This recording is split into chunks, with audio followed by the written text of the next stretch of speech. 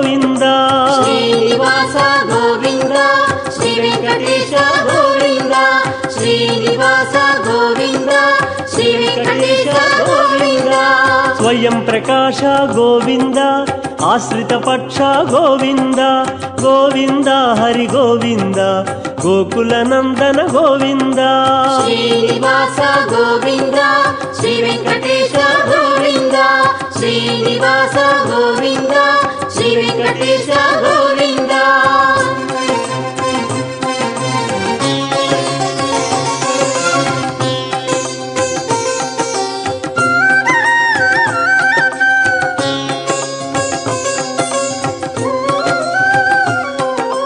నిత్య శుభప్రద గోవింద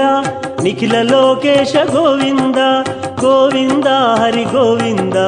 గోకుల నందన గోవింద శ్రీనివాస గోవింద శ్రీ వెంకటేశ గోవింద శ్రీనివాస గోవింద శ్రీ వెంకటేశ గోవింద ఆనంద రూప గోవింద శ్రీనివాసానుకంపయా ఇక్షుసార స్రవంత్యేవ యన్మూర్త్యా శర్కరాయితం. అఖిలాండకోటి బ్రహ్మాండ నాయకుడైన శ్రీ శ్రీనివాస స్వామి వారి యొక్క స్నపన తిరుమంజనోత్సవాన్ని మనం దర్శించుకుంటూ ఉన్నాం. భూలోక వైకుంఠమైనటువంటి ఆ స్వామివారి యొక్క స్నపన తిరుమంజన విశేషము అందరూ దర్శించుకుంటూ ఉన్నాం. వైఖానసార్చకులు ఈ యొక్క కార్యక్రమాన్ని దిగ్విజయంగా పరిశుద్ధంగా చేస్తూ ఉన్నారు. అటువంటి స్వామివారు ఆ యొక్క వరాహ క్షేత్రములో వైకుంఠాత్ పరమోహ్యేష వైకుంఠాఖ్యో నగోత్తమ అత్రైవ నివసామ్యేవ శ్రీభూమి సహితో హ్యయం అహం అన్నట్లు ఆ స్వామివారు వేంచేసినటువంటి ఆ యొక్క వరాహ క్షేత్రములో నేను ఉంటున్నానని స్వామివారు పురాణాల్లో తెలియజేస్తున్నారు. ఆ విధంగా వెంకటేశ్వర స్వామి భూలోక వైకుంఠముగా ఉన్నటువంటి ఈ యొక్క క్రియలలో ఆ స్నపన తిరుమంజనాన్ని మనం దర్శించుకుంటూ ఉన్నాం. శ్రీమతే భూవరాహాయ నమః కృష్ణ వసుంధర ఉధృతాయేన పాతాళాత్ వాసార్థం సర్వదేహినాం. అంటే ఎవరైతే ఈ భూమిలో ఉన్నారో వాళ్ళందరికీ కూడా సర్వదేహినాం దేహత్తులు ఎవరైతే ఉన్నారో వాళ్ళందరికీ కూడా ఈ యొక్క పుణ్యాన్ని చేర్పించాలనే ఉద్దేశంతో నేను ఇక్కడికి వచ్చాననే విషయాన్ని తెలియజేస్తున్నారు. అటువంటి ఆ స్నపన విధిలో మనం ఇప్పుడు ఆ అర్చకస్య హరిస్సాక్షాత్ అన్నట్టు భగవంతునికి ప్రీతిపాత్రమైనటువంటి ఆ అర్చక స్వాముల వారు 32 ఉపచారములతో అనగా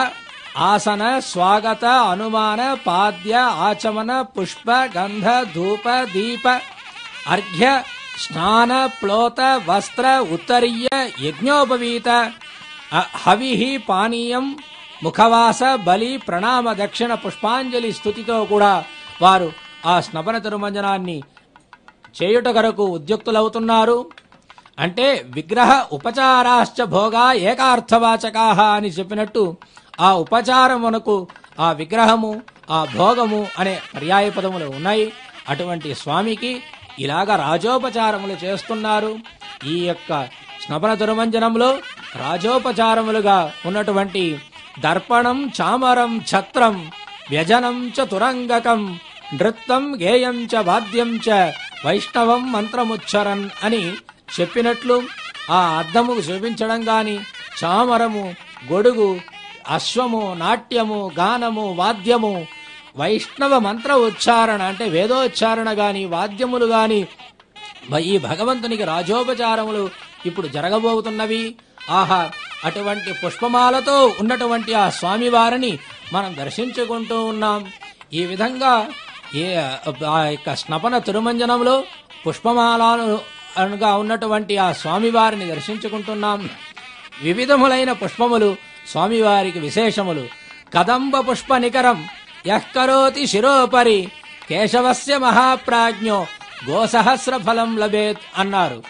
అనగా ఏదైతే ఈ యొక్క పుష్పములు ఎవరైతే భగవంతునికి సమర్పిస్తారో కాబట్టే ఈ భూలోక వైకుంఠమైనటువంటి వెంకటేశ్వర స్వామి సన్నిధిలో మానవ మాత్రులు ఎవ్వరూ కూడా పుష్పాల్ని ధరించరు. కేవలం భగవంతునికే ఆ పుష్పాలు. ఇక్కడ పుట్టే ఇక్కడ పుష్పించే అన్ని పుష్పములు కూడా భగవంతుని సేవ కొరకై అని ఏర్పడినది. కాబట్టి ఇది కదంబ పుష్పమైనా కానీ ఏ పుష్పమైనా సరే కేశవస్య మహాప్రాజ్ఞ ఆ వెంకటేశ్వర స్వామికే అని చెప్పబడి ఉందన్నమాట. మాలతి మాలయా విష్ణు పూజితో ఏన కార్తికే కపిలా శతదానస్య లభతే ఫలముత్తమం. అటువంటి పుష్పాల్ని ఎవరైతే పుష్పములతో ఆ వెంకటేశ్వర స్వామిని పూజిస్తారో వారికి కపిల గౌ అంటే అటువంటి ఆవులు వేల కొలది ఆవులు చేస్తే ఎటువంటి పుణ్యం వస్తుందో అటువంటి పుణ్యం ఈ స్వామివారికి సమర్పిస్తే తప్పకుండా వస్తుందట. తపశ్శీల గుణోపేత పాత్రే వేదస్య పారగే దత్వా దశ సువర్ణాని యత్ఫలం లభతే నరః తత్ఫలం లభతే మర్త్యః అరే కుసుమదో నరః. ఆ తపస్సు గాని శీలము గాని సద్గుణాలు ఉండడం గాని వేదస్య పారగే వేదాధ్యయనం చేయడం గాని లేదు 10 సువర్ణ దానాలు చేయడం గాని ఈ ఫలము దానము చేత ఏ ఒక్క ఫలం దొరుకుతుందో ఇటువంటి వస్తువులు సమర్పణ చేత దాన చేత ఏ విధంగా వస్తుందో అటువంటి ఫలం హరేహే కుసుమదో నరః. భగవంతునికి ఆ పుష్పమాలను సమర్పిస్తే అటువంటి పుణ్యం ఏర్పడుందట. తాన్యేవ చ ప్రశస్తాని కుసుమాని మహాసుర తాని స్యుః వర్ణయుక్తాని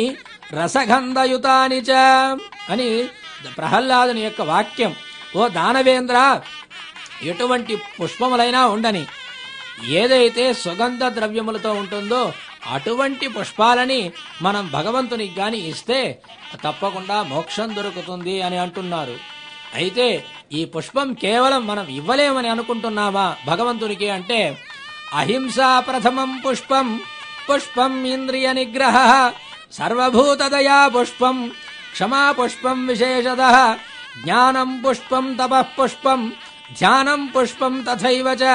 సత్యం అష్టవిధం పుష్పం విష్ణోః ప్రీతికరం భవేత్. కాబట్టి భక్తులారా మనమందరం కేవలం ఒక పుష్పం ఒక వస్తువుని భగవంతునికి ఇవ్వాలనే కాదు, అహింసగా ఉండడం భగవంతునికి విష్ణోః ప్రీతికరం భవేత్. విష్ణువుకి ఏదైతే ప్రీతికరం అంటే అహింసాయుతంగా ఉండడం, ఇంద్రియ నిగ్రహంతో ఉండడం, అన్ని జంతువుల యందు దయగలిగి ఉండడం, క్షమ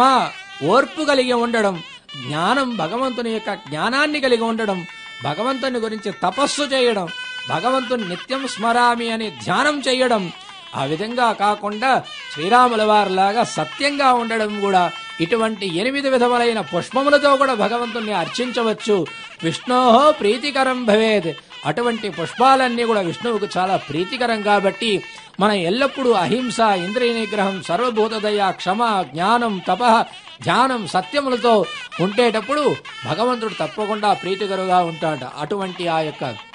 భగవంతుణ్ణి పుష్ప విశేషంతో కూడా మనం ఈ తిరుమంజన సేవలో మనం తెలుసుకోబోతున్నాం. భగవంతుని యొక్క అష్టవిధములైన ఆ యొక్క పుష్పాలు గాని షోడశ ఉపచారాలు గాని ఇవన్నిటినీ కూడా మనం దర్శనం చేసుకోబోతున్నాం. విధవిధములైన కిరీటములు, విధవిధములైన పుష్పములు, విధవిధములైన ఆకులు, పత్రములు ఇవన్నీ కూడా భగవంతునికి ఇప్పుడు సమర్పించబోతున్నారు. ముఖ్యంగా వేదోక్తంగా అంటే పురుష సూక్తం గాని శ్రీ సూక్తం గాని ఉపనిషత్తులు గాని వాటిలో చెప్పబడిన ఒకటి విశేషములైన విశేషాలని భగవంతునికి సమర్పించు. సామగాయన్నాస్తే అని శ్రీవైకుంఠంలో సామగాయనం చేసినట్టుగా ఈ భూలోక వైకుంఠంలో కూడా స్వామివారికి సామగానం చేస్తూ ఇలాగా భగవంతుణ్ణి చేయడం అనేది చాలా ముఖ్యమైన దిశగా అర్చక స్వాములు చేస్తూ ఉన్నారు. ఈ విధంగా గంధ ధూప దీపముల్ని అశ్రీ వినాశకరం దీపం అన్నారు. అంటే అజ్ఞాన అశుభ చీకటిని పోగొట్టి జ్ఞానము శుభాన్ని వెలిగించే ఆ యొక్క దీపాన్ని ఇప్పుడు అర్చక స్వామి సేవించారు భగవంతునికి. దానికి తర్వాత హవిహి అంటే శుద్ధ, మౌద్విక, పాయస, క్రసర, గౌల్య, యావకం అనే 6 విధములైనటువంటి హవిస్సుని అంటే బియ్యంతో వండినది, పెసలతో వండినది, పాలతో వండినది, నువ్వులతో వండినది, బెల్లంతో కూడుకున్నది, ఎవలతో కూడుకున్న విషయాలు అవన్నీ హవిస్సుగా సమర్పించడం అనేది జరుగుతుంది. ఆ విధంగా ఇప్పుడు పానీయాన్ని సమర్పించడం గాని ఇప్పుడు జరుగుతూ ఉన్నది. వస్త్రోత్పూతం శుద్ధం శీతలం స్వాదు సుగంధి వారి పాత్రే పానీయం అని శుద్ధమైన చల్లని నీరు వడగట్టబడిన సుగంధమైన వాటిని స్వామికి సమర్పిస్తూ ఉండడమే ఆ యొక్క తీర్థ కైంకర్యం అని చెప్పుతున్నారు. అదేవిధంగా భగవంతునికి ముఖవాసాన్ని కూడా కల్పిస్తున్నారు. కర్పూర జాజి ఏలా లవంగంగా ఉన్నటువంటి ఆ ముఖవాసాన్ని చేయడం, తర్వాత ప్రదక్షిణం చేయడం, అంటే యుగ్మ ప్రదక్షిణం కుర్యాత్ అయుగ్మం త్వాభిచారికం ఏకహస్త ప్రణామంచ ఏకం చావి ప్రదక్షిణం. 2 చేతులతో భవ్యంగా అర్చక స్వాముల వారు ఇలాగా భగవంతునికి కైంకర్యాన్ని చేస్తూ ఉన్నారు. ఇటువంటి స్వామివారికి తర్వాత బింబశుద్ధ్యర్థం స్నానోపచార అని వైఖానస సూత్రంలో చెప్పినట్టు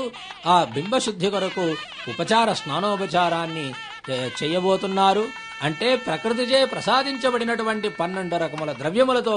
నీటిని కలిపి స్వామికి స్నపనం చేయుటే ఇది చాలా ముఖ్యమైన విషయం. ఆ విధంగా ఉన్నటువంటి స్వామివారికి ఆచమనాది ప్రతి ఒక్క షోడశోపచారములను తెలియజేస్తూ, ముఖ్యంగా ఇక్కడ ఉపచారాలు భగవంతునికి ఎన్నో ఉన్నా కూడా అది 4 విధంగా చెప్పబడింది పురాణాలలో. దృశ్యోపచారం, స్పృశ్యోపచారం, శ్రావ్య ఉపచారం, భోజ్యోపచారం అనేది. ఇప్పుడు అర్చక స్వామి వారు చేస్తున్నది దృశ్యోపచారం అన్నమాట. అంటే ఈ విధంగా ఉన్నటువంటి ఏది స్పృశ్యం చేస్తూ ఆ భగవంతునికి ఈ విధంగా చేస్తూ ఉన్నారు ధూపదీపాలతో. దృశ్యోపచారాలు ఏమి భగవంతునికి చేసే అంటే ఆసనము, దీపము, దర్పణము, ఛత్రము, చామరము, ధ్వజము, గజము, రథము, అశ్వము, మంగళ ప్రదక్షిణము, ప్రణామము, అర్ఘ్యము ఇవన్నీ కూడా దృశ్యోపచారములు. అంటే భగవంతునికి చూపించి ఆ ఉపచారం చేయడం. స్పృశ్యోపచారములు అని భగవంతునికి ఉంది. ఇప్పుడు ఆ గొడుగుని భగవంతునికి చూపించి అంటే ఛత్ర చామరాది ఈ విధంగా ఉపచారాలు చేయాలని చెప్పిన దర్పణం, చామరం, ఛత్రం అని రాజోపచారంలో ఒక విధంగా ఉన్నటువంటి ఈ ఉపచారాన్ని అర్చక స్వాముల వారు చేస్తూ ఉండడం మనం చూస్తున్నాం. అదో దర్పణం. ఇప్పుడు దర్పణం అనే ఒక రాజోపచారాన్ని చేస్తున్నారు. వ్యజనం చ తురంగకం నృత్తం గేయం చ వాద్యం చ అన్నట్టు ఈ విధంగా ఛత్రముతో చామరంతో ఈ విధంగా ఉన్నటువంటి ఈ కైంకర్యాన్ని అర్చక స్వాములు చేస్తూ ఉన్నారు. స్పృశ్యోపచారములు ఏమి అంటే పాద్యము, ఆచమనము, పుష్పము, గంధము, ధూపము, అర్ఘ్యము, స్నానము, ప్లోతము, వస్త్రము, ఉత్తరీయము, భూషణము, ఉపవీత, పుష్పాంజలి ఇవన్నీ కూడా భగవంతుణ్ణి స్పృశించి ఉంటుంది. అంటే భగవంతుని పైన అమరికలుగా చేయడం అనేది జరుగుతున్నవి. ఇటువంటి ఉపచారాలు చేస్తారు. తర్వాత శ్రావ్యమైన ఉపచారములు భగవంతునికి స్నపన విధిలో ఉన్నది. అది భగవంతునికి స్వాగతీకరించడం. ఇక్కడ బ్రహ్మ యొక్క మొదలగు దేవతల చేత ఉన్నటువంటి వారందరూ కూడా ఇక్కడికి వచ్చి ఆ బ్రహ్మోత్సవాల్ని జరిపిస్తున్నారు. కాబట్టి స్వామి మీరు ఇక్కడ ఉండండి, మాకు దయచేయండి, మాకు అనుగ్రహించండి అని భక్తిపూర్వకంగా వారు పూజించడం అనేది స్వాగతము, అనుమానము, నృత్తము, గేయము, వాద్యము, పురాణ పటము, మంత్రపుష్ప పఠనము, అదేవిధంగా స్తుతి, వేదస్తుతి అన్నమాట. అటువంటి స్తోత్రములతో భగవంతునికి శ్రావ్యంగా ఉపచారం చేయడం అనేది మరొక ఉపచారం. అదేవిధంగా భోజ్యోపచారములు అని భగవంతునికి ఉన్నాయి. ఏవేవి భోజ్యం అంటే భగవంతునికి మంత్రాభిధానంతో ఒక భోజనం, ముఖవాసం, మధుపర్కం అంటే పాలు, తేనె, పంచదార, మరల బలి, అర్ఘ్యమివ్వడం, ఇటువంటి షోడశోపచారములతో కూడా అంటే దృశ్యోపచారములు, స్పృశ్యోపచారం అంటే భగవంతునికి బింబాన్ని చూపించడం, భగవంతుని యొక్క ముఖారవిందం అనేది ఎవరికి అప్రాప్య మనసాసహ అన్నట్టు భగవంతుని నామమే కీర్తించడం కష్టమైతే భగవంతుని యొక్క దృశ్యాన్ని మనం ఏ విధంగా చూడగలుగుతాం? ఇటువంటి ఉపచారాల్ని చేస్తూ మంత్రాసనం, స్నానాసనం, అలంకారాసనం, భోజ్యాసనం, యాత్రాసనం, పర్యంకాసనం అనే ఆసనాల్లో భగవంతుణ్ణి సేవిస్తూ వారు ఈ యొక్క తాంబూలాది విశేషంబుల్ని భగవంతునికి చూపిస్తూ ఉన్నారు. అవన్నీ దృశ్యోపచారంగా. ఈ విధంగా ఉన్నటువంటి భగవంతునికి పరమానంద బోధాబ్ది నిమగ్న నిజమూర్తయే సాంగోపాంగమిదం స్నానం కల్పయామ్యద్య అని, స్వామి ఇప్పుడు నేను మీకు స్నానాన్ని చేయించబోతున్నాను, కల్పయామి అద్య, అద్య సాంగోపాంగం ఇదం స్నానం. ఏ విధంగా శాస్త్రాల్లో ఏ విధంగా అయితే పురాణాల్లో వేదాల్లో చెప్పబడిందో ఆ విధంగా నేను స్వామి మీకు యథాశక్తి యథామతి నేను ఈ విధమైన కైంకర్యం చేయడానికి ఉద్యుక్తున్నవుతున్నాను అని తెలియజేయడమే మొదటి యొక్క ప్రక్రియ. దానికి తర్వాత వస్త్రాది అలంకారాల్ని మనం చూడబోతున్నాము. సౌదామిని సూక్ష్మతంతు నిర్మితం కిల భాసురం పీతాంబరమిదం దేవ గృహాణ మధుసూదన అని పీతాంబరాదుల వస్త్రాల్ని సమర్పించడం అనేది భగవంతునికి నూతన వస్త్రాలని రెండింటిని సమర్పిస్తున్నాను అని చెప్పడం. తర్వాత భగవంతునికి అలంకారణం అంటే అలంకరణం ఏమిటి అంటే తిలకధారణం చేయడం, ఆభరణాలని భగవంతునికి చేర్చడం, యజ్ఞోపవీతాలను చేర్చడం అనేది భగవంతునికి చేసే ఒక కార్యక్రమం. ఇవన్నీ కూడా ఇప్పుడు ఈ తిరుమంజన సేవలో వేదోక్త ప్రకారంగా పురుష సూక్త, శ్రీ సూక్త, ఉపనిషదాది మంత్రములతో భగవంతునికి శ్రావ్యంగా వినిపిస్తూ చేసే సేవలన్నీ మనం దర్శించుకోబోతున్నాం. తస్మైతే తిలకం దివ్యం అర్పయామి గృహాణభో అని ఒక్కొక్క క్రియకు ఒక్కొక్క మంత్రాన్ని చెప్పి అర్చక స్వాముల వారు చాలా పరిశుద్ధంగా ఉంటూ చేసే ఒక ప్రక్రియ ఇది. మనమందరము కూడా దాన్ని మనం తెలుసుకోబోతున్నాం, భగవంతుని యొక్క దర్శనము చేసుకోబోతున్నాం. కిరీట కుండలాదీని కాంచీవలయ యుగ్మకం కౌస్తుభం వనమాలాంచ భూషణాని గృహాణభో అనే ఒక మంత్రంతో ఆ భగవంతుని కిరీటము, కుండలం మొదలగు అలంకారములు స్వామి యథాశక్తి మీకు సమర్పించుకుంటున్నాను అని ఆ స్వామివారిని వేడుకుంటూ అర్చక స్వాములు చేయబోతున్నారు. ఆ విధంగా పాద్యము, ఆచమును ఇలాగ ఒక్కొక్క విషయాలు ఏదైతే ఉందో వేదానాం వేదాయ దేవానాం దేవతాత్మనే ఆచమాం కల్పయామ్యద్య శుద్ధానాం శుద్ధిహేతవే అంటే వేదాలకి వేదస్వరూపుడు స్వామి, మీరు దేవతలకు మీరు అధిదేవతగా ఉంటున్నారు, మీరు పరిశుద్ధులకు మీరు శుద్ధాత్మవు అంటే అఖిలేయ ప్రత్యనీకత్వం అనే ఒక విషయం ఉంది స్వామివారు. అటువంటి నీ కొరకు ఆచమనాన్ని సమర్పిస్తున్నాను. ఇప్పుడు అర్చక స్వాముల వారు ఆ కైంకర్యాన్ని చేస్తూ ఉన్నారన్నమాట. ఈ విధంగా పరిపరి విధాలుగా షోడశ ఉపచారములు, ఆచమనం గాని పాద్యం, అర్ఘ్యం, ఆచమనం, పుష్పం, తురీయ వనసంభూతం నానాగణ మనోహరం ఆనంద సౌరభం పుష్పం గృహ్యదామిధముత్తమం అని ధూపాన్ని ఇప్పుడు భగవంతునికి సమర్పిస్తున్నారు. దేవదేవ సుగంధి ద్రవ్యమేదుర కపిలాగ్రత సంయుక్తో ధూపోయం ప్రతిగృహ్యతాం అని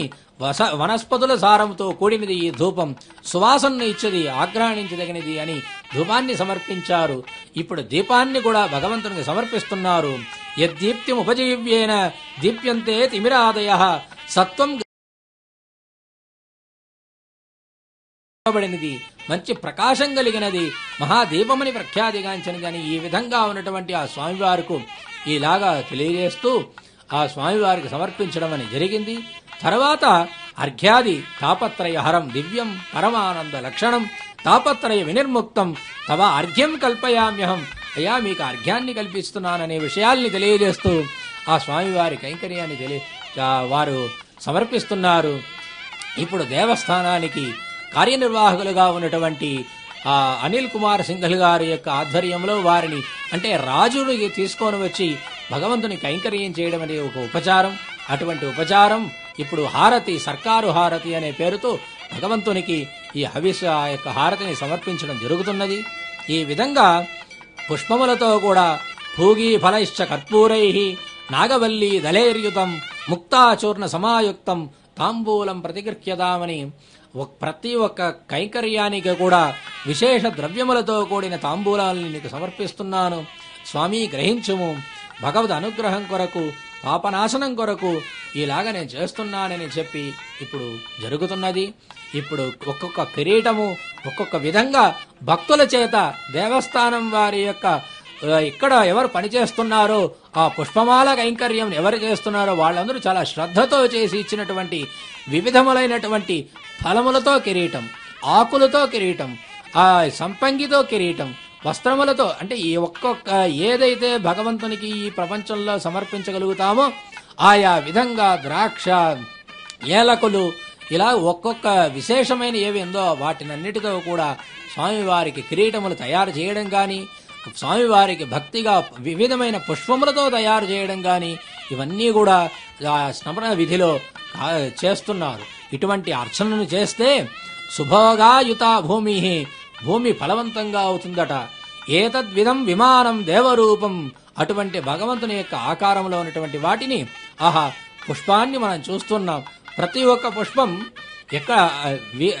శీర్యతే వన ఏవవా అన్నారు. కొన్ని పుష్పాలు వనాల్లో నాశనమైతే కొన్ని పుష్పాలకు అదృష్టం వచ్చి భగవంతుని సేవలో భగవంతునికి పైగా ఉన్నటువంటి భగవంతుని చూస్తూ అంటే అధోముఖంగా కట్టున్నారు ఆ యొక్క పుష్పాలన్నీ కూడా. ఆ పుష్పాలని అన్ని కూడా ఆహా స్వామివారికి ఇలాగా జరుగుతున్నదేని ఆనందంగా ముఖాన్ని విప్పరించుకొని చూస్తూ ఉన్నదట. ఆ విధంగా ఉన్నటువంటి ఆ పుష్ప యొక్క దృశ్యాన్ని మనం చూస్తూ ఉన్నాం. ఇక్కడ యథోక్త మంత్రాహ అంటే ఏ విధంగా మంత్రాలు స్వామివారికి చేయబడని చెప్పింది అటువంటి మంత్రాల్ని తీసుకొని పూజాంగ ద్రవ్యముల్ని తీసుకొని అర్చనా విధానాన్ని తెలుసుకొని ఏతేషాం పురస్సరా భక్తి అంటే దానికి తగినటువంటి ఒక భక్తిని పెట్టుకొని సమ్యక్ అర్చక అన్నారు. అంటే శక్తివంతుడు ఒక అర్చకుడు. ఆహా వీరందరూ ఈ అర్చకులందరూ మనం చూస్తున్నప్పుడు ఎంత శ్రద్ధగా వారు ఒక్కొక్క ఆభరణాన్ని గాని ఒక్కొక్క మాలను గాని తీసి భగవత్ కైంకర్యములు ఒక భక్తి శ్రద్ధలతో చేస్తున్నారని మనం చూస్తూ ఉన్నాం. ముఖ్యంగా కంకణ భట్టర్ గారు కూడా ఒక్కొక్క మాలని తీయడం గాని భగవంతునికి సేవ చేయడంలో ఎక్కడా కూడా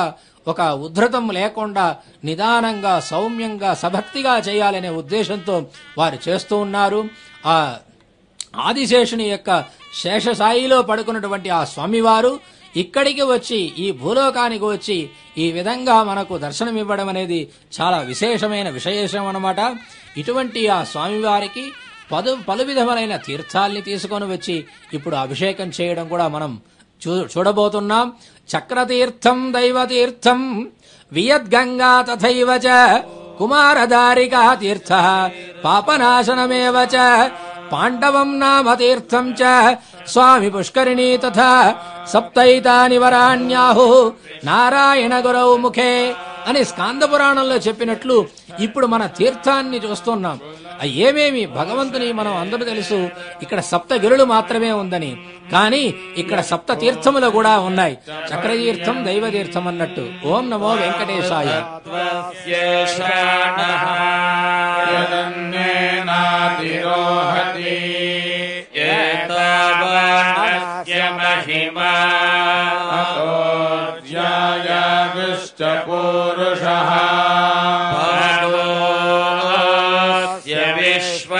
విశ్వభూతాని పాదస్యామృతం దివి త్రిపాదోర్ధ్వ ఉదయేత్ పురుషః పాదోస్యేహ భవాత్ పునః తతో విశ్వం వ్యక్రమత్ శాసనానశనే అభి తస్మాత్ విరాట జాయత విరాజో అధిపురుషః సజాతో అత్యరిచ్యత పశ్చాత్ భూమిమథో పురః యత్పురుషేణ హవిషా దేవయజ్ఞమతన్వతా వసంతో అస్య సీదాజ్యం శరద్భిః సప్తస్య సంపరిధయః సప్త సమిధః కృతాః దేవయజ్ఞం తన్వానాః అబధ్నన్ పురుషం పశుం తయ్యజ్ఞం బర్హిషి ప్రోక్షన్నే పురుషం జాతమగ్రతః తేన దేవ అయజంత సాధ్యార్షయశ్చ యే తస్మాద్యజ్ఞాత్ సర్వహుతః సంహృతం వృషదాజ్యం పశుగస్తాదిశ్చక్రే వాయవ్యామే ఆరణ్యాన్ గ్రామ్యాశ్చ యే తస్మాద్యజ్ఞాత్ సర్వహుతః సామాని జజ్ఞిరే ఛందగం జజ్ఞిరే తస్మాత్ యజుస్తస్మాదజాయత తస్మాదశ్వ అజాయంత ఏకేచో భయాదతః గావో जज्ञिरे तस्मात्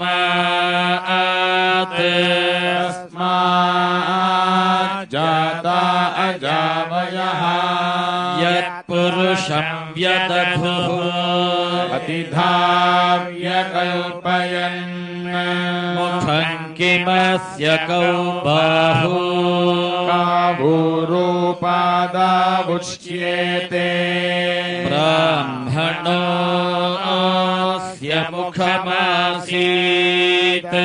बाहोराजन्यः कृतः ऊरु तदस्य यद्वैश्यः अभ्यागो शूद्रो अजायत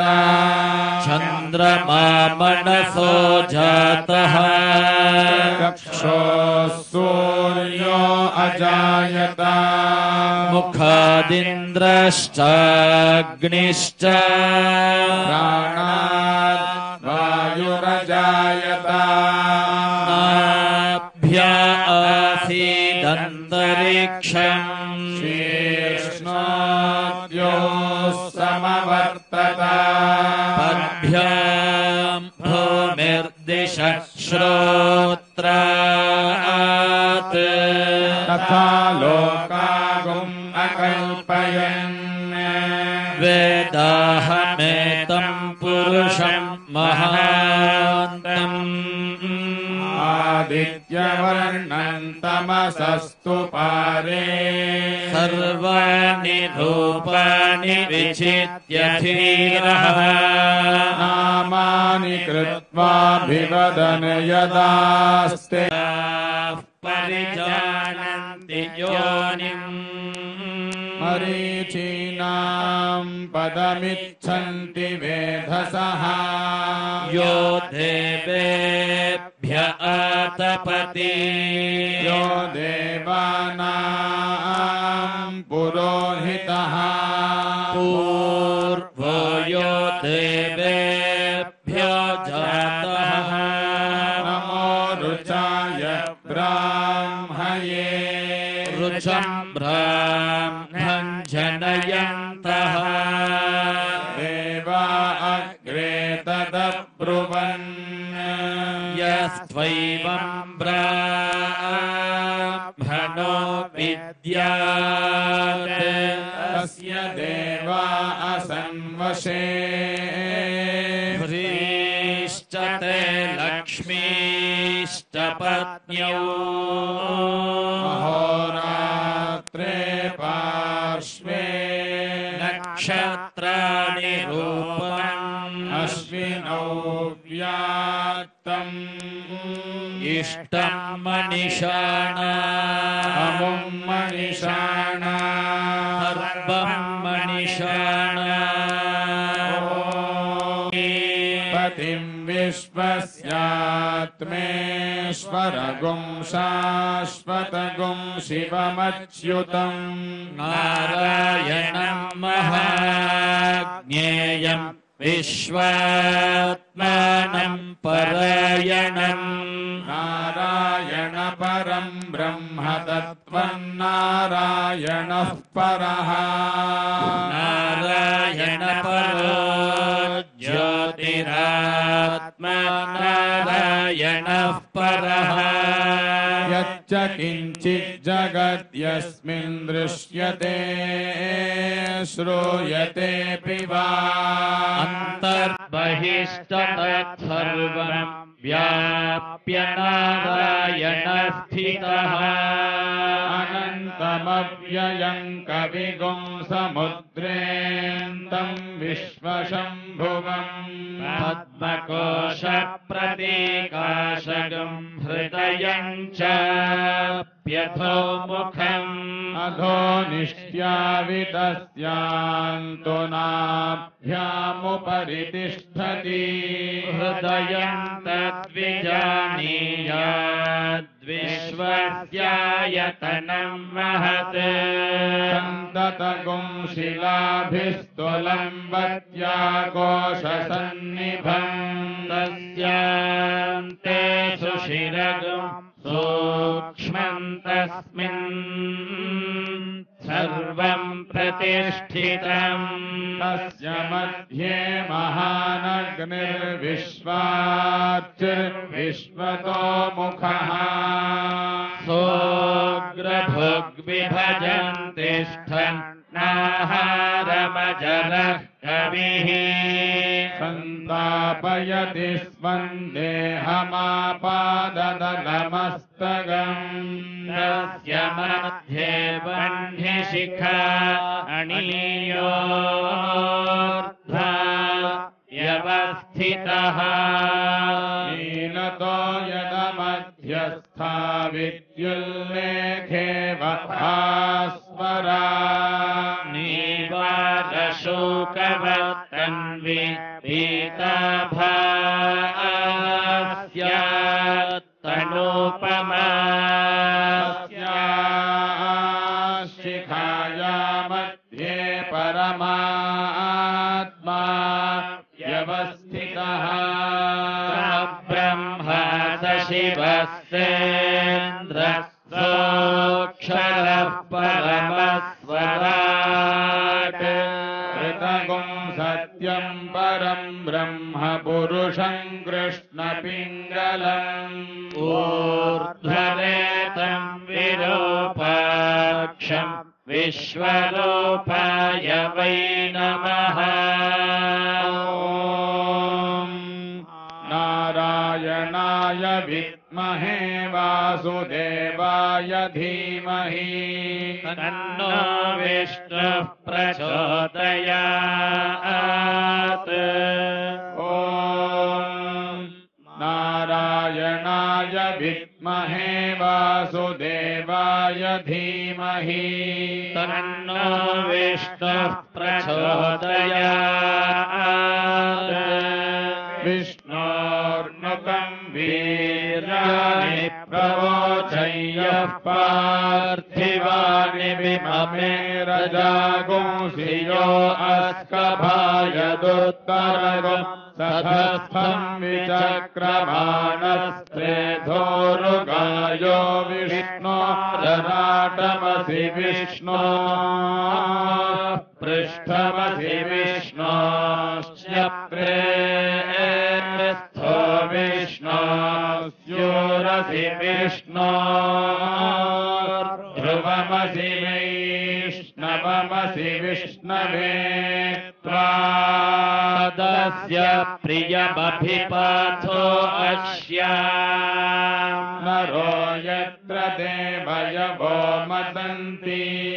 उरुक्रमस्य स हि बन्धुरित्था विष्णोः पदे परमे मध्व उत्सः प्रतद्विष्णुस्तवते वीर्याय मृगो न भीमः कुचरो गिरिष्ठाः यस्योरुषु त्रिषु विक्रमणेषु अधिक्षियन्ति भुवनानि विश्वा परो मात्रया तनुवावृधाना न ते महित्वमन्वश्नुवन्ति उभेते विद्मरजसि पृथिव्या विष्णोदेवत्वम् परमस्य वित्से विचक्रमे पृथिवी मेष एता क्षेत्राय विष्णुर्मनुषे दशस्यन् ध्रुवातो अस्य कीरयोजनसः क्षितिगुं सुजनिमाचकार त्रिदेवः पृथिवी मेष एता विचक्रमेश तच्च सम्महित्वा विष्णुरस्तु तव सस्तवीयान् देशज्ञस्य स्थविरस्य नाम अतो देवा अवन्तु नो यतो विष्णुर्विचक्रमे पृथिव्या सप्तधामभिः इदं विष्णुर्विचक्रमे त्रेधा निदधे पदम्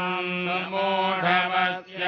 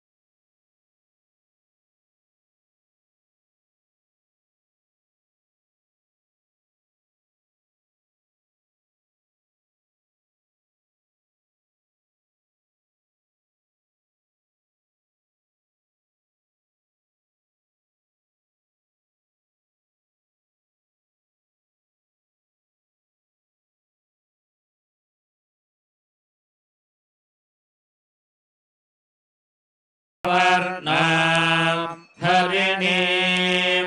सुवर्णरजतस्रजा चन्द्रां हिरण्मयीं लक्ष्मीं जातवेदो महावः महावः जातवेदो लक्ष्मीमणपगामिनी यस्यां हिरण्यं विन्देयं गामश्वं पुरुषानहम् अश्वपूर्वा रथमध्या हस्तिनादप्रबोधिनी श्रियं देवीमुपह्मये श्रीर्मा देवीर्जुषताम् स्मिता हिरण्यप्राकारमार्द्रां स्वरन्तीं तृप्तां तर्पयन्ते पद्मे स्थितां पद्मवर्णां तामिहोपह्मये श्रियम् चन्द्रां प्रभासा यशसा ज्वलन्तीं श्रियल्लोके देवजुष्टमुदारां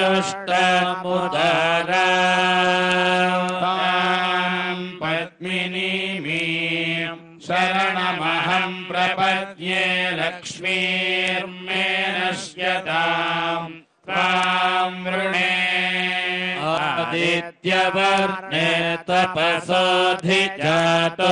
वनस्पतिस्तव वृक्षोऽथ बिल्वः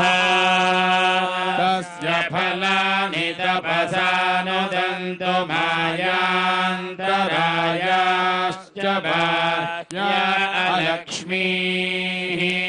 उपैतुमा देवसखः कीर्तिश्च मणिना सह प्रादुर्भूतोऽस्मि राष्ट्रेऽस्मिन् कीर्तिवृद्धिं ददातु मे क्षुत्पिपासामला ज्येष्ठमलक्ष्मीर्नाशयाम्यहम् अभूतिमसमृद्धिं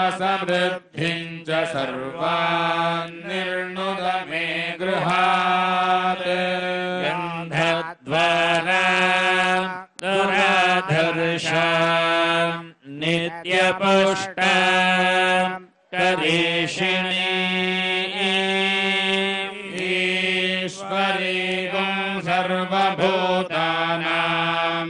तामिहोपह्मये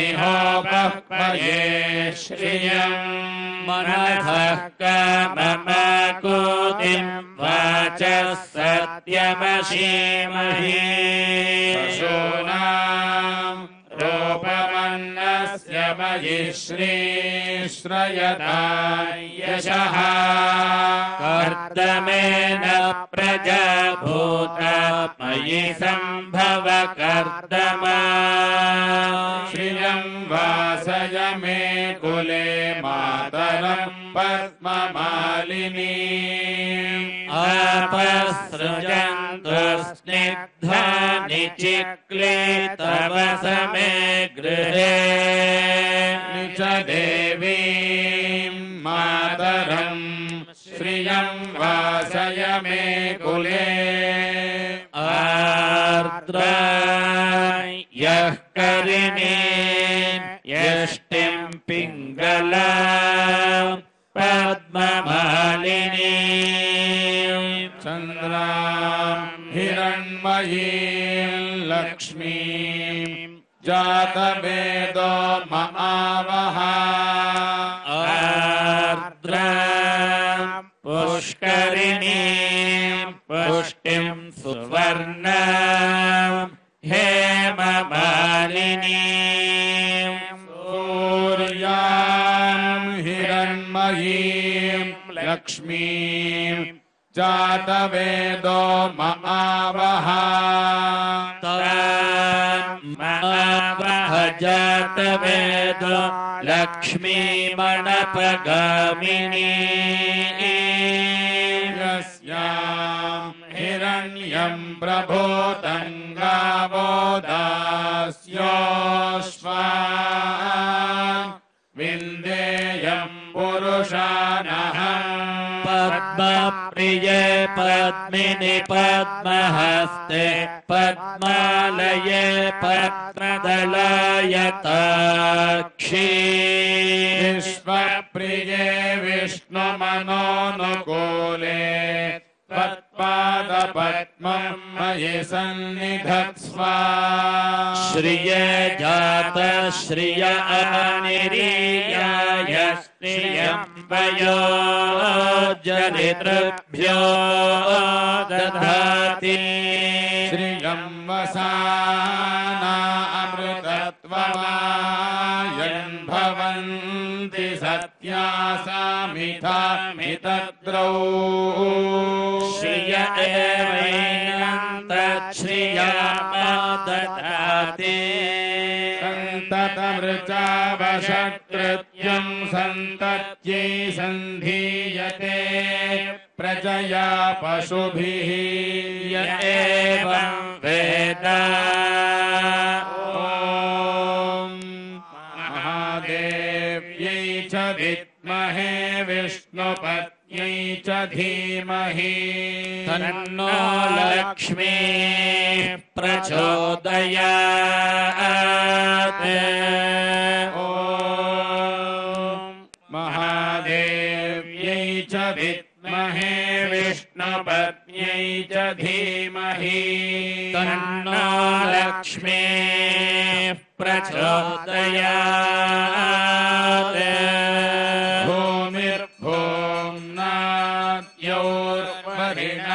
भूमिर्भूम्नाद्योर्वरिणान्तरिक्षम् महित्वा उपस्थेते देव्यदितेऽग्निमन्नादमन्नान् ध्यायादधे आयङ्गौ पृश्निरक्रमेदसनन्मातरम् पुनः पितरम् च सुवः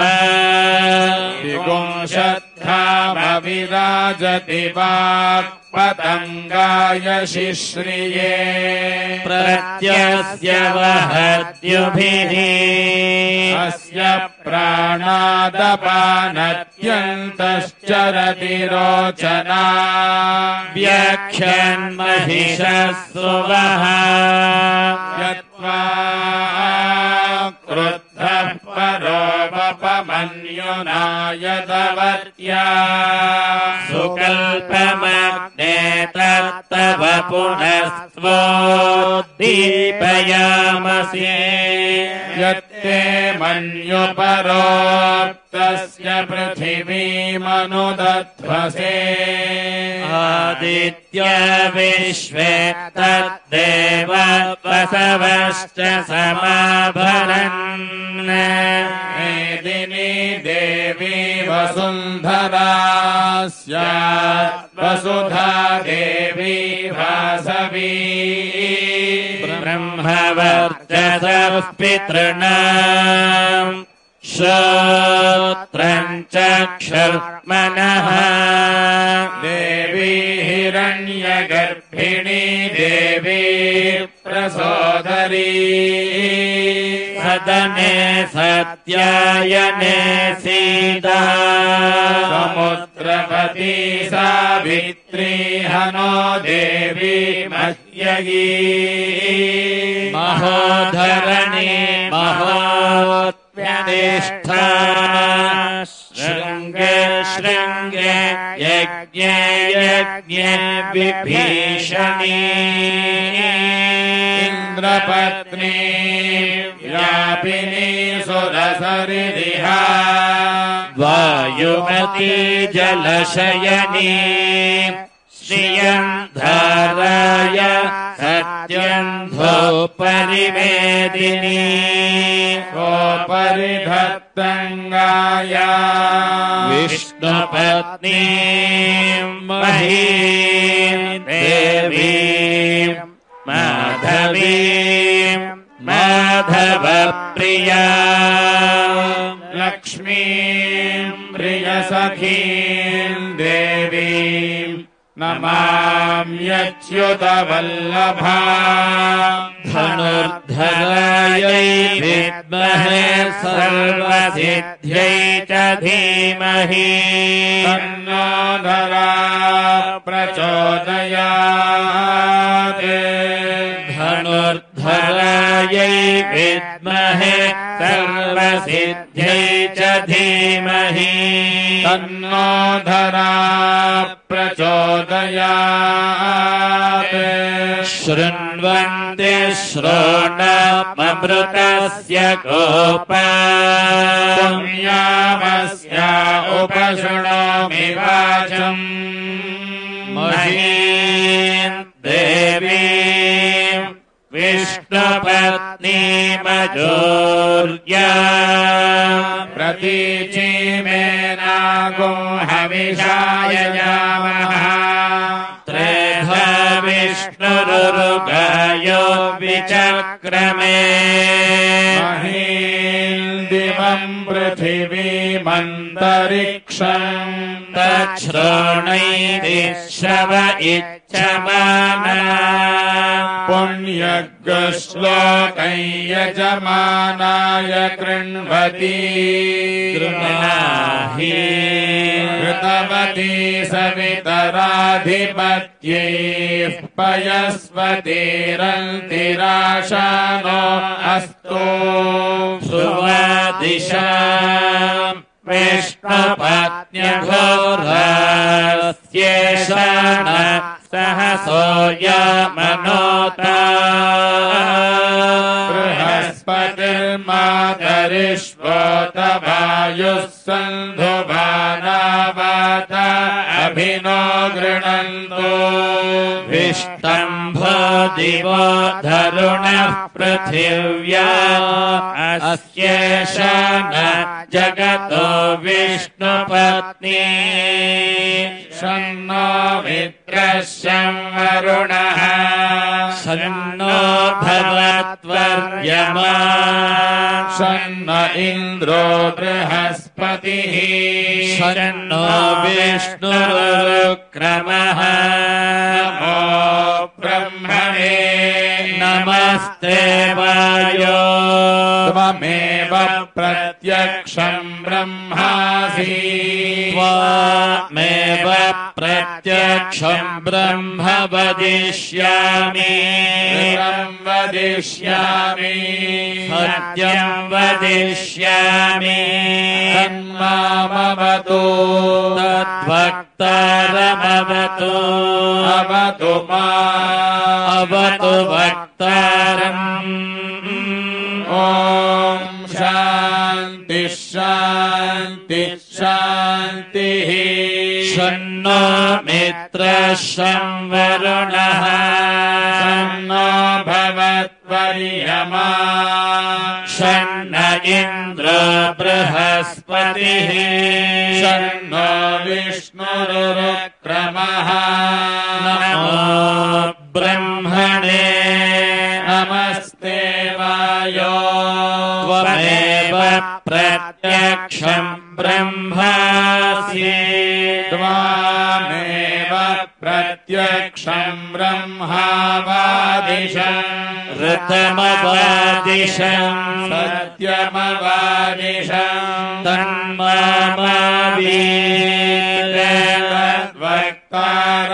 वक्तारमावीत आवीन्मा वक्तारम् ॐ शान्ति शान्ति शान्तिः सहना भवतु सहनौ भुनक्तु वीर्यङ्करवावहै तेजस्विनावधीतमस्तु मा विद्विषावहै ॐ शान्ति शान्ति शान्तिः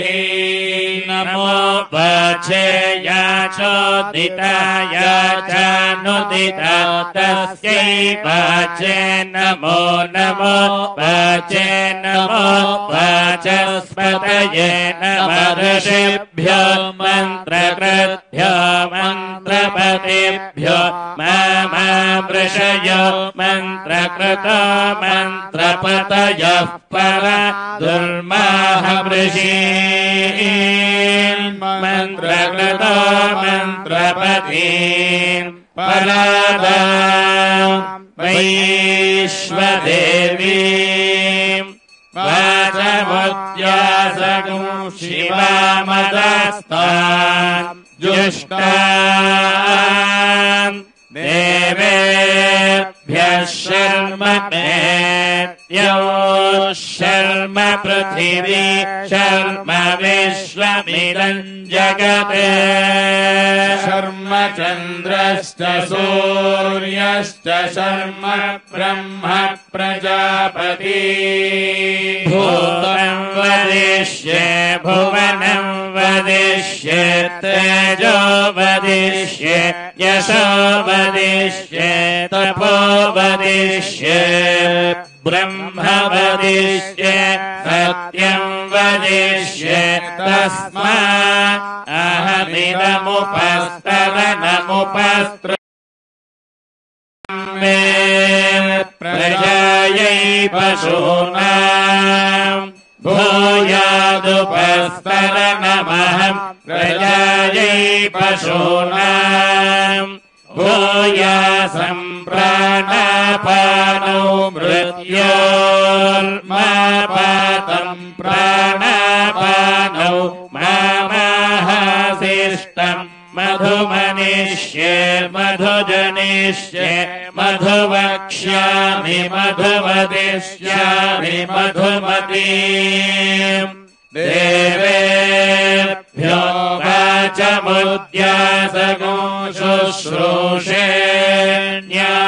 शुश्रूषेण्याम् मनुष्येभ्यस्तं देवा अवन्तु शोभायै पितरोऽनुमदन्तु शान्तिः शान्तिः शान्तिः तच्छयोरवृणीमहे यज्ञाय गातुं यज्ञपतये दैवी स्वस्तिरस्तु नः स्वस्तिर्मानुषेभ्यः ऊर्ध्वञ्जिगातु भेषजम् शन्नो अस्तु द्विपदे चतुष्पदे ॐ शान्तिः शान्तिः शान्तिः शन्नो वादः पवताम् मातरिष्मा शन्नस्तपतु सूर्यः अहनिशं भवन्तु नश्यगं रात्रिः प्रतिधीयता शमुशानो व्युच्छतु शमादित्य उदेतु नः शिवानः शन्तमा भव सुमृडीका सरस्वती माते व्योमसन्दृशी इडायैवास्त्वसि वास्तु मत्वास्तु मन्तो भूयास्ममावास्तो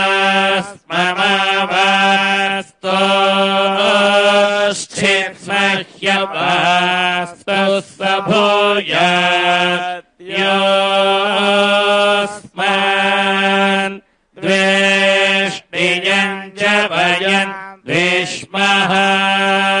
प्रतिष्ठासि प्रतिष्ठावन्तो भूयास्मा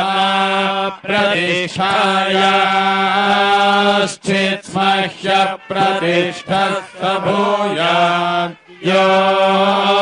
योऽस्मान् द्वेष्टियं च वयं विष्मः अवतवाहि भेषजं विवतवाहि हि यद्रपः भगो हि विश्वभेषजो देवानाम् दूत ईयसे द्वादिमौ वातौ वात आसिन्धोरापरावतः रक्षम् मे अन्य आवातु परान्यो वातु यद्रपः यदतो पातते गृहे मृतस्य निधिर्हितः ततो नो देहि जीवसे ततो नो देहि भेषजम् ततो नो मह आवहवत आवातु भेषजम् ब्रह्मोर्मयो भूर्णो हृदे प्रणआयो मूषितारिषते इन्द्रस्य गृहोदितं त्वा प्रपद्ये सगुस्ताश्वः सहयन्मे अस्ति तेन भूः प्रपद्ये भुवः प्रपद्ये सुवः प्रपद्ये भूर्भुवः सुवः प्रपद्ये वायुं प्रपद्येनार्ताम् देवताम् प्रपद्ये श्मनमाखनम् प्रपद्ये प्रजापतेर्ब्रह्मगोदम् ब्रह्म प्रपद्य ॐ प्रपद्ये अन्तरिक्षम् उर्वन्तरम् बृहदग्नयः पर्वताश्च ययावातस्वस्या स्वस्तिमान्तया स्वस्या स्वस्ति मानसानि प्राणापानौ मृत्योर्मापातम् प्राणापानौ मामाहादिष्टम् मयि मेधा मयि प्रजा मयि यज्ञस्तेजो दधातु मयि मेधा मयि प्रजा मयीन्द्र इन्द्रियम् दधातु मयि मेधा मयि प्रजा मयि सूर्यो भ्राजो दधातु युभिरक्तुभिः परिपातमस्मानरिष्टेभिरश्विना सौभगेभिः तन्नो मित्रो वरुणो मामहन्तामदितिः सिन्धुः पृथिवी उदद्यौः प्रयानश्चित्र आभुवदूति सदा वृधः सखा यशतिष्ठया वृता सत्यो मदानाम् मगुंहिष्ठो मत्सदन्धसः दृढलचिदारुजे वसो अभीषुणः सखीनामभिता चरितॄणाम् शतम् भवास्योतिभिः वयस्सु पर्णा उपसेदुरिन्द्रम् प्रियमेधाऋषयो नाधमानाः अपध्वान्तमोर्नुहि पूर्धिचक्षुर्मुमुग्ध्यस्मान् निधयेव बद्धाने शन्नो देवीरभिष्टय आपो भवन्तु पीतये संयोरभिस्रवन्तु नः ईशानावार्याणाम् क्षयन्तीश्चर्षणीनाम् अपोयाचामि भेषजम् सुमित्रा न आप ओषधयः सन्तु दुर्मित्रास्तस्मै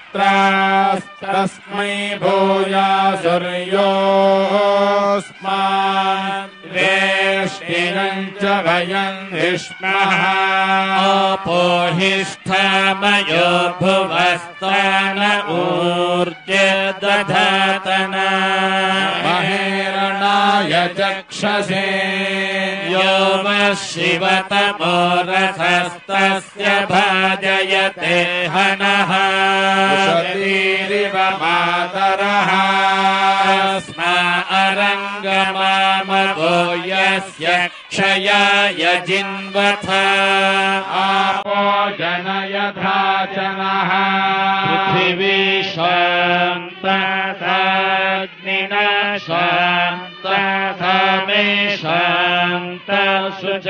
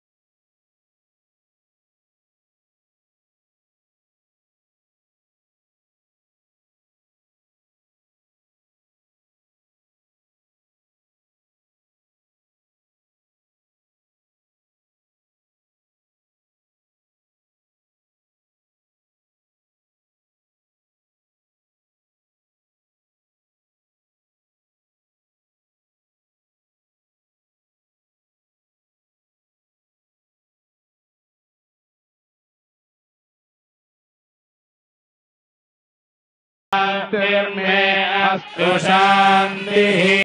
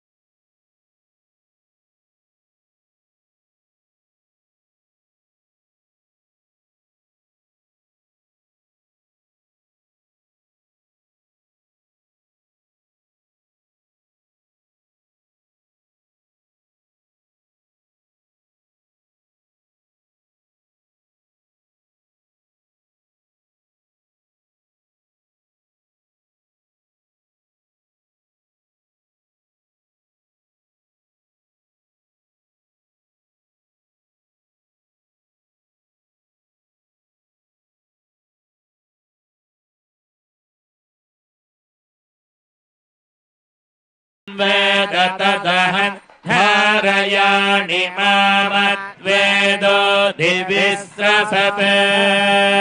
मनीषे माविशताकुं समीची भूतस्य भव्यस्यावरुध्ये सर्वमायुरयाणि आभिर्गीर्भिर्यदतो न ऊनमाप्यायय हरिवो वर्धमानः गोदृभ्यो महि गोत्रा ऊजासि भूयिष्ठभाजो अधते स्यामा प्रवदिष्मतन्नो महासीत् ॐ शान्ति शान्ति शान्तिः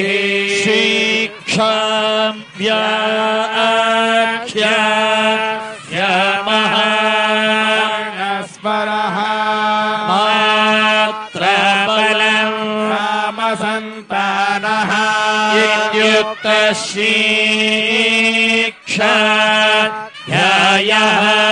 सहनौ यशः सहनौ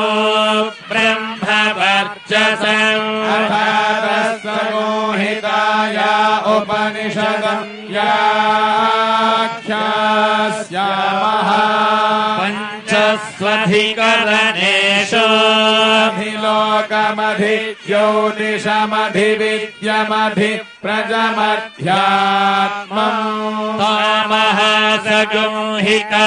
इत्यचक्षते तथाधिलोकम् पृथिवी पूर्वरूपम् यौरुत्तररूपम् आकाशसन्धिः आयुस्सन्धानम् इत्यधिलोकम् अथाधिज्योतिषम् अग्निः पूर्वरूपम् आदित्य उत्तररूपम् आपस्सन्धिः वैद्युतसन्धानम् इत्यधिज्योतिषम् अथाधिविद्यम् आचार्यः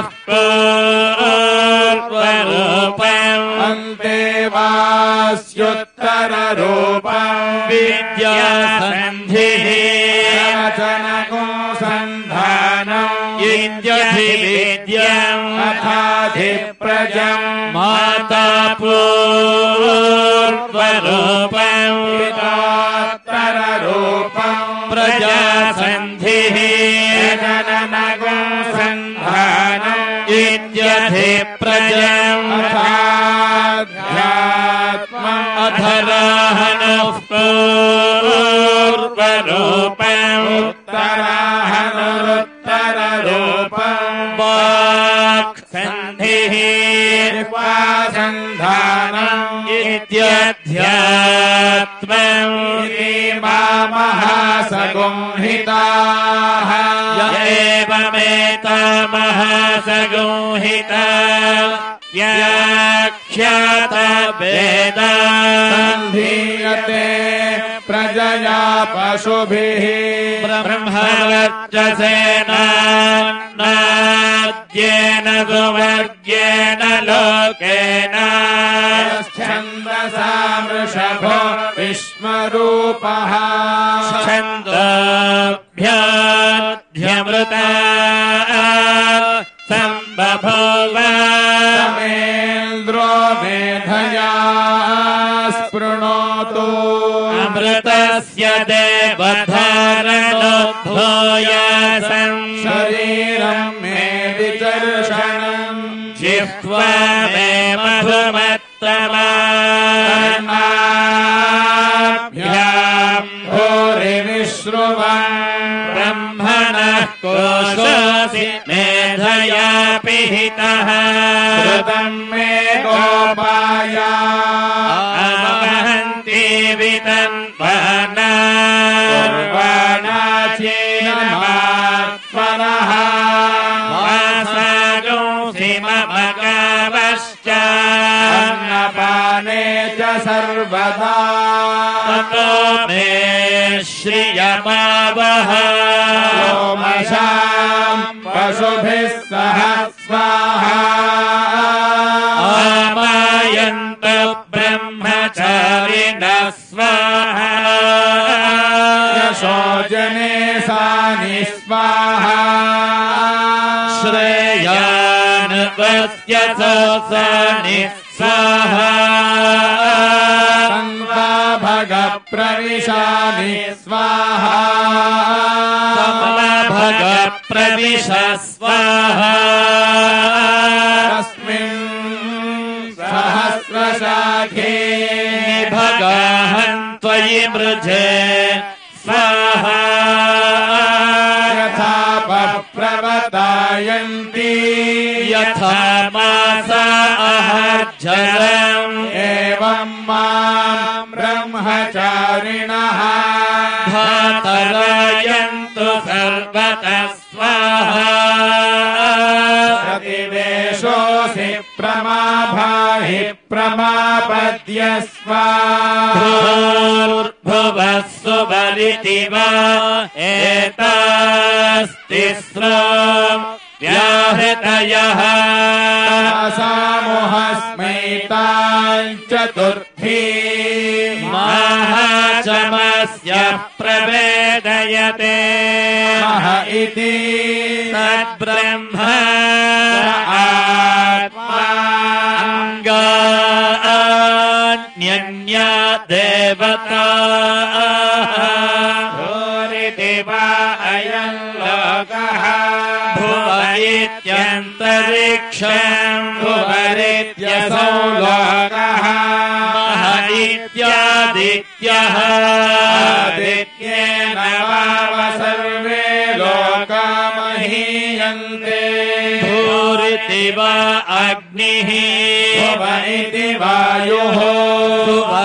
भुवरित्यादित्यः मह इति चन्द्रमाः चन्द्रमसा सर्वाणि ज्योतिगंषि महीयन्ते भूरिदिवारुचः भुव इति सामानि भुवरिति यजोगुंषि मह इति ब्रह्म ब्रह्मणा वाव सर्वे वेदा महीयन्ते भूरिति वै प्राणः भुव इत्यपानः सुवरिति व्यानः मह इत्यन्नम् अन्नेन वाव सर्वे प्राणमहीयन्ते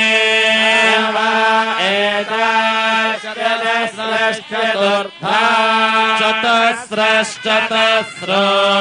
व्याहृतयः वेदा सवेद ब्रह्म सर्वेऽस्मै देवा बलिमावहन्ति स य एषोऽन्तर्हृदय आकाशः अस्मिन्नयं पुरुषो मनोमयः अमृतो हिरण्मयः अन्तरेण तालुके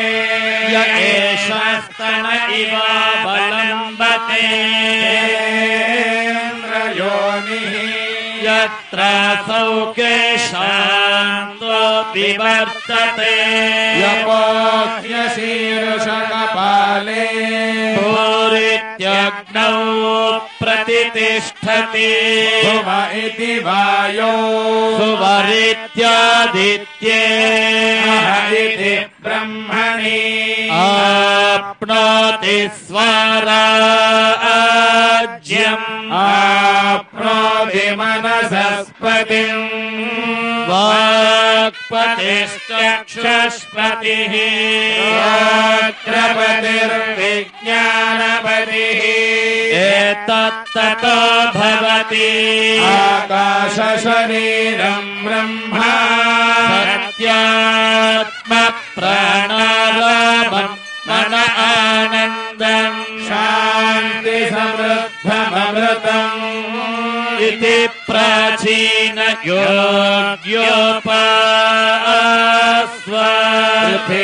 पृथिव्यन्तरिक्षम् द्योर्दिशोमान्तरदिशाः अग्निर्वायुरादित्यश्चन्द्रमा नक्षत्राणि आप ओषधयो वनस्पतय आकाश आत्मा इत्यधिभूतम् अथाध्यात्मम् प्राणो व्यानोपान उदानः समानः चक्षुश्रोत्रम् मनोमनः वाक्वग् शर्ममागुं सग्स्नवास्थि मज्जा एतदधिविधाय अर्षिरवोचत् पां तं वा इदगुं सर्वम् नैव पाङ्गस्पृणोतीति ओमिति ब्रह्मा ओमितीदगो सर्वम् ओमित्येतदनुकृतिः स्नव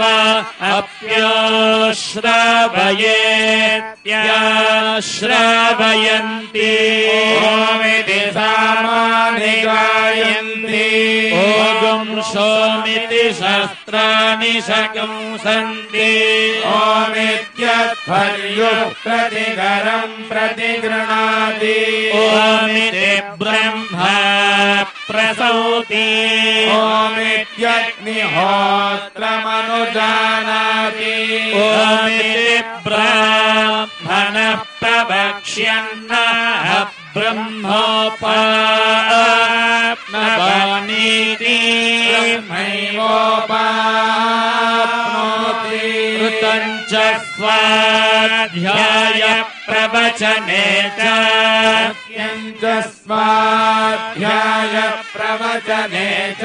तपश्च स्वाध्याय प्रवचने च तमश्च स्वाध्याय प्रवचने च शमश्च स्वाध्याय प्रवचने च अग्नयश्च स्वाध्याय प्रवचने च अग्निहोत्रं च स्वाध्याय प्रवचने च अर्थयश्च स्वाध्याय प्रवचने च मानुषं च स्वाध्याय प्रवचने च प्रजाच स्वाध्याय प्रवचने च प्रजनश्च स्वाध्याय प्रवचने च प्रजातिश्च स्वाध्याय प्रवचने च सत्यमिति सत्यवचाराधीतरः इति तपो नित्यः पौरुषिष्टिः स्वाध्याय प्रवचने एवेति नाको मौद्गल्यः तपस्तद्धितपः अहं वृक्षस्य रेरिव कीर्तिः पृष्ठम् गिरेरिव ऊर्ध्वपवित्र वाजिनीव समृतमस्मि द्रविणकोसवर्चसम् सुमेधा अमृतोक्षितः इति त्रिशङ्कोर्वेदानुवचनम् वेदमनोच्याचार्योऽन्ते पाधिनमनुशास्ति सत्यम् वद ब्रह्मञ्चरा स्वाध्यायान्मा प्रमदः आचार्याय प्रियं धनमाहृत्य प्रजातन्तुम् मा व्यवच्छेत्सि सत्यान्न प्रमदितव्यम् धर्मान्न प्रमदितव्यम् कुशलान्न प्रमदितव्यम् भूत्यैन प्रमदितव्यम् स्वाध्याय प्रवचनाभ्यान्न प्रमदितव्यम् देवपितृकार्याभ्याम् न प्रमदितव्यम् मातृदेवो भव पितृदेवो भव आचार्यदेवो भव अतिथिदेवो भव यान्यनवद्यानि कर्माणि तानि सेवितव्यानि नो इतराणि यान्यस्माकं सुचरितानि तानि त्वयोपास्यानि नो इतराणि एकेतास्मच्छ्रेयागोसो ब्राह्मणाः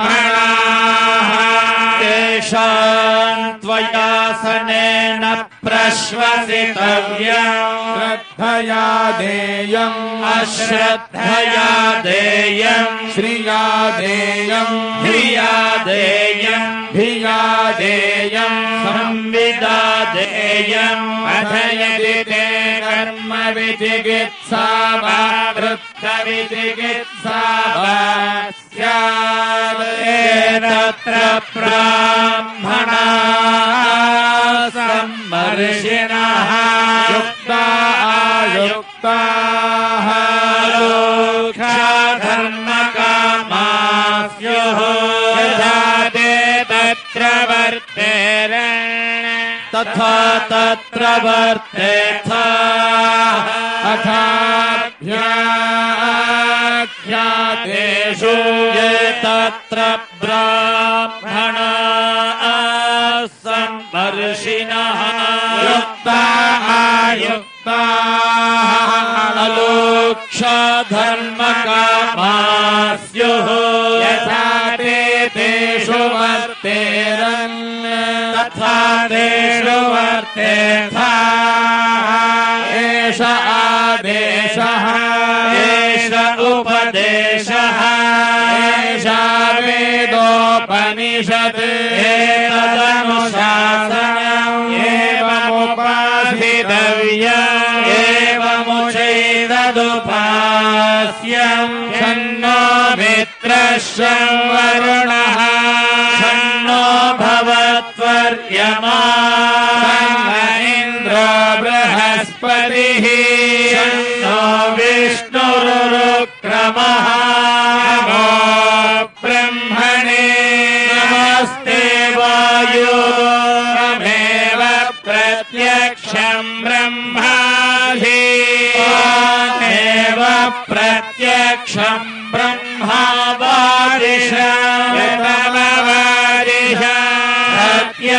सत्यमवादिशम् जन्मावीद तत्त्वक्तारमावीद आवीन्मा आवीद वक्तारम् ॐ शान्ति शान्ति शान्तिः ब्रह्मविदाप्नोति परम् नरेशाभ्युक्ता सत्यम् ज्ञानमनन्तम् ब्रह्मा वेदनिहितम् गुहायाम् परमे व्योमन् सोऽश्चुते सर्वान् कामान् सः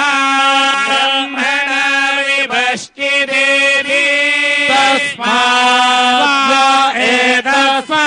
एतस्मादात्मन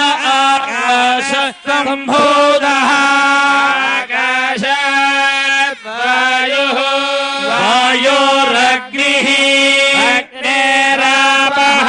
अद्यः पृथिवी पृथिव्या ओषधयः ओषधीभ्योऽन्नम्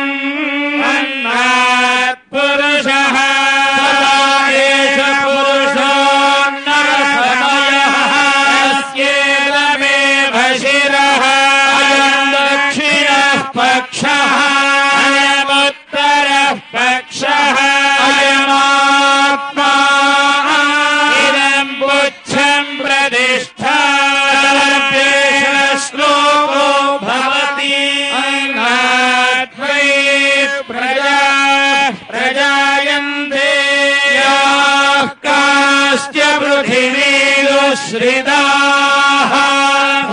अन्येनैव जीवन्ति अथैनदपि अन्यन्ततः हि भूतानाम् ज्येष्ठम् तस्मात् सर्वौषधमुच्यते वैदेन्नवाप्नुवन्ति येन्नम् ब्रह्मोपासते नो हि भूतानाम् ज्येष्ठम् तस्मात् सर्वौषधमुच्यते भूतानि जायन्ते यत्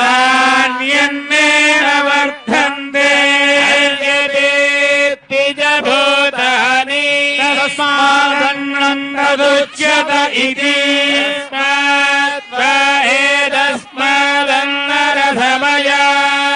एतस्मादन्नरथमयान्योऽन्तर आत्मा प्राणमयः तेनैष पूर्णः एष पुरुषविध एव अस्य पुरुषविधत अन्वयम् पुरुषविधः प्राण एव शिरः ज्ञानो दक्षिणः पक्षः अपान उत्तरः पक्षः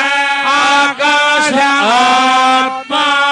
पृथिवी पुच्छं प्रतिष्ठा तदप्येष श्लोको भवति प्राणन्देव अनुप्राणन्ति मनुष्याः पशवश्च ये प्राणो हि भूतानामायुः तस्मात् सर्वायुषमुच्यते सर्वमेव त आयुर्यन्ति ये प्राणम् ब्रह्मोपासते प्राणो हि भूतानामायुः तस्मात् सर्वायुषमुच्यत इति यस्यैष एव शारीर आत्मा यः पूर्वस्यात् एतस्मात् प्राणमयात् अन्योऽन्तर आत्मा मनोमयः तेनैष पूर्णः एष पुरुषविध एव अस्य पुरुषविधत अन्वयम् पुरुषविधः अस्य यजुरेव शिरः दक्षिणः पक्षः उत्तरः पक्षः आदेश आत्मा सर्वाङ्गिरदः पुच्छं प्रतिष्ठा तदप्येष श्लोको भवति वाचो निवर्तन्ते प्राप्य मनसा सह आनन्दम् ब्रह्मणो विद्वान् न बिभेति कदाचनेति तस्यैष एव शारीर आत्मा यः पूर्वस्यास्माद्वा एतस्मान् मनोमयात् अन्योऽन्तर आत्मा विज्ञानमयः तेनैष पूर्णः एष पुरुषविध एव अस्य पुरुषविधत अन्वयम् पुरुषविधः अस्य श्रद्धैव शिरः दक्षिणः पक्षः सत्यमुत्तरः पक्षः योग आत्मा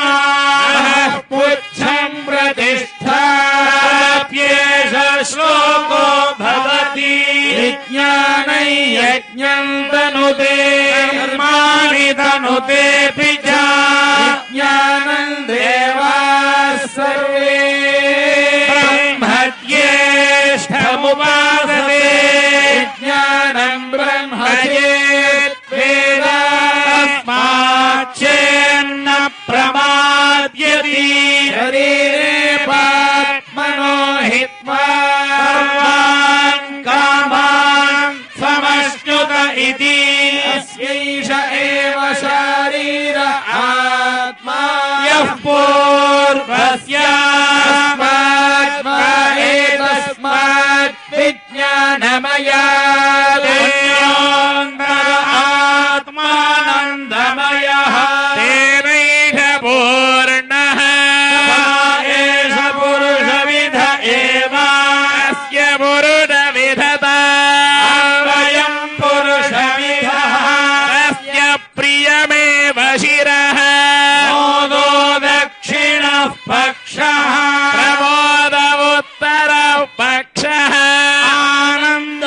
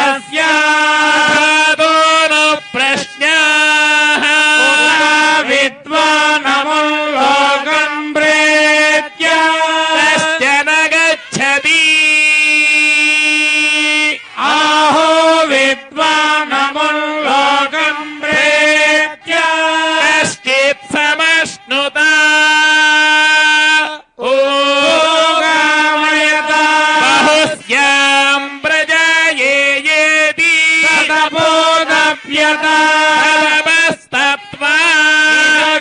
సర్వమసృజత యదిదం కించ సృష్ట్వా దేవానుప్రవిశత్ ప్రవిశ్య సత్యత్యచ్చ భవత్ తంచ నిరుక్తంచ నిలయనంచ నిలయనంచ విజ్ఞానంచ విజ్ఞానంచ సత్యంచ నృతంచ సత్యమభవత్ యదిదం కించ తత్సత్యమిత్యః చక్షతే భవతి. ఇటువంటి స్వామివారి యొక్క తిరుమంజన స్నపన తిరుమంజనాన్ని మనం ఇంతవరకు దర్శిస్తూ ఉన్నాము. భాగ్యవంతం ప్రసూయేతాహ అన్నట్టు భాగ్యవంతులైన మనం ఈ స్వామివారి యొక్క స్నపన తిరుమంజనాన్ని దర్శించాం. అంటే పూర్వజన్మ కృతం పాపం అంటారు. ఆ విధంగా పూర్వజన్మల్లో మనం చేసుకున్న పుణ్యం ఉంది కాబట్టి స్వామివారిని మనం దర్శించుకుంటూ ఉన్నాం. అది కూడా ముఖ్యంగా ఆ ఏలకులు ఏమి, వెట్టివేరు ఏమి, వాటితో కలిగిన ఒక కిరీటాన్ని తయారు చేసి భగవంతునికి సమర్పించడం, తర్వాత ద్రాక్ష కిరీటం గాని ద్రాక్షలతో మాల గాని చేసి తరువాత ఈ తులసి మాలతో కూడా భగవంతునికి అలంకారం చేసి ఉన్నారు. శ్రీదేవి భూదేవి సమేతుడైన ఆ స్వామివారు పార్శ్వయో సరసిజా వసుంధరే పాదయోశ్చ మణిపాదుకే యువాం సన్నికర్షతన చేత్మధుద్విష కింకరిష్యతి కృతాగసాం గణ అన్నట్లు భగవంతుని యొక్క ఇరువైపులా సరసిజ శ్రీదేవి అమ్మవారు, వసుంధర భూదేవి అమ్మవారు ఉండబట్టి పార్శ్వయో సరసిజా వసుంధరే వాళ్ళిద్దరూ పక్కనున్నారు కాబట్టి మరొక రెండు విషయాలు ఏమంటే భగవంతునికి పాదయోశ్చ మణిపాదుకే యువాం, అయ్యా స్వామి మీరు పాదములు కాదు, పాదముల కంటే క్రిందగా ఉన్నటువంటి మీ పాదుకులు ఏవైతే ఉన్నాయో ఆ రెండు కూడా ఉన్నాయి. అంటే ఇరువైపులా శ్రీదేవి భూదేవి సమేతుడుగా ఉన్న స్వామి మీకు మరొక రెండు పాదుకలు కూడా ఉన్నాయి. ఈ నాలుగు కూడా సన్నికర్షత చేత్ నచేత్ మధుద్విష అంటే ఎవరైతే ఈ నాలుగుని నమస్కారం చేసుకుంటారో ఆశ్రయించారో వాళ్లకు వేరే ఒక ఇదే లేదు, వాళ్ళకి తప్పకుండా మోక్షం కలుగుతుంది. ఒకవేళ అలాగే లేకపోతే కిం కరిష్యతి కృతాగసాం గణః మాలాంటి పాపం చేసిన వాళ్ళు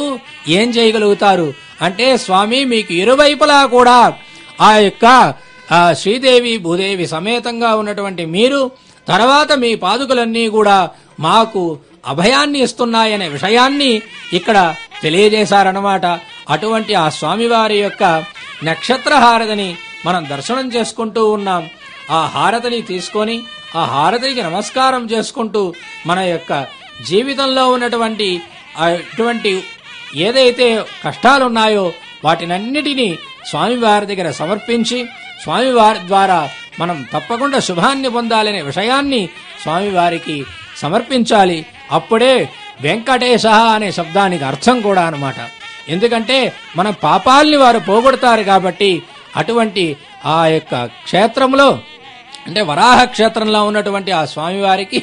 మనం స్నపన తిరుమంజనాన్ని చేస్తూ దర్శించుకుంటూ ఉన్నామన్నమాట. ఆ స్వామివారికి హారతి ఇలాగా ఇప్పుడు కుంభహారతిని కూడా మనం దర్శించుకుంటూ ఉన్నాం. ఆ స్వామివారికి మన యొక్క కష్టాలు గాని మన యొక్క సంతోషాన్ని స్వామి మీకు ఈ విధంగా నేను ఆ హారతిని ఇస్తున్నాను, ఇటువంటి హారతిని తీసుకోవాలి అని యథోక్తంగా అంటే షోడశ ఉపచారంలో ఒక భాగంగా వారు చేస్తూ ఉన్నారు. అర్చక స్వాములు కంకణ భట్టాచార్యులు వారు చేస్తూ ఉన్నారన్నమాట. ఈ విధంగా ఈ యొక్క అజ్ఞాన తిమిరాంధస్య అన్నట్టు ఆ అజ్ఞానాన్ని పోగొట్టడానికి కొరకు ఈ దీపాన్ని ఈ కుంభహారతిని ఆ స్వామివారికి సమర్పించారు. ఈ విధంగా ఉన్నటువంటి అర్చక స్వాములు వారు ఇప్పుడు సర్కారు వారిని కూడా పిలిచి ఆ వరాహ క్షేత్రంలో శ్రీమద్ అఖిల మహీమండల మండన ధరణిధర మండలాఖండలస్య నిఖిల సురాసుర వందిత వరాహ క్షేత్ర విభూషణస్యగా ఉన్నటువంటి ఆ స్వామివారికి సర్కారు హారతిని ఇవ్వడం అంటే శేషాచల గరుడాచల వృషభాచల నారాయణాచల అంజనాచలాది శిఖరి మాలాకులస్య ఉన్నట్టుగా వంటి ఆ స్వామివారికి సర్కారు హారతిని మనం దర్శనం చేసుకుంటూ ఉన్నాము. ఇప్పుడు మరొక హారతి అంటే ఈ విధంగా ఒక భగవంతునికి ఎటువంటి కైంకర్యాన్ని మనం చేయగలుగుతామో అటువంటి కైంకర్యాన్ని వారికి తోచినట్టు యథా ఆగమం యథా సంప్రదాయం చేస్తూ ఉన్నారు. ఇటువంటి స్వామివారిని కీర్తించిన ఎన్నో పురాణాలు గాని ఉగ్రరూపంలో ఉన్నటువంటి స్వామివారు ఇక్కడ భక్తుల కొరకు సౌమ్య రూపాన్ని ధరించి ఉండడం గాని చాలా అక్కడ అటువంటి శేషాచలంలో ఉన్నటువంటి ఆ స్వామివారిని ఎవరైతే దర్శిస్తారో వారికి ఇంకేం ఉండదు అని ఇప్పుడు ఆ వాద్యాన్ని కూడా ఎటువంటి వాద్యాలు అంటే శ్రీమధుడుండిమ డమరు జర్జర కాహలి పటహావలి మృదుమర్దలాలి మదంగ దుందుబి డక్కికాముఖ హృదయవాద్యక మధురమంగళ అన్నట్టు అటువంటి వాయిద్యాలు వాయిస్తూ హారతిని చేస్తూ ఉన్నామన్నమాట. ఈ స్వామిని ఎవరైతే దర్శిస్తారో అంటే ఇతర ఎంతో మంది దేవుళ్ళున్నా కూడా శేషాచలే చన్మాహాత్మ్యం యత్ మాహాత్మ్యం అన్యక్షేత్రేణ తత్క్వచిత్ తద్గత శ్రీనివాసస్య మహిమా నాన్యస్య శుభః. ఇతర దేవతలు ఎంతమందిని మనం నమస్కారం చేసినా కూడా ఈ స్వామికి ఉన్న వైశిష్ట్యం ఇతర దేవతలకు కూడా ఉండదు. అటువంటి కలియుగంలో కలవు వెంకటనాయక అని చెప్పారు కాబట్టి కలియుగంలో ఆ స్వామి వారిని దర్శించమని స్తోత్రించమని ఆదిత్య పురాణంలో చెప్పబడింది అనమాట. ఈ విధంగా ఉన్నటువంటి ఆ స్వామివారిని కృతేదు నారసింహోభూత్ త్రేతాయాం రఘునందన ద్వాపరే వాసుదేవశ్చ కలో వెంకటనాయక అని ఈ విధంగా ఉన్నటువంటి స్వామిని ఎల్లప్పుడూ దర్శి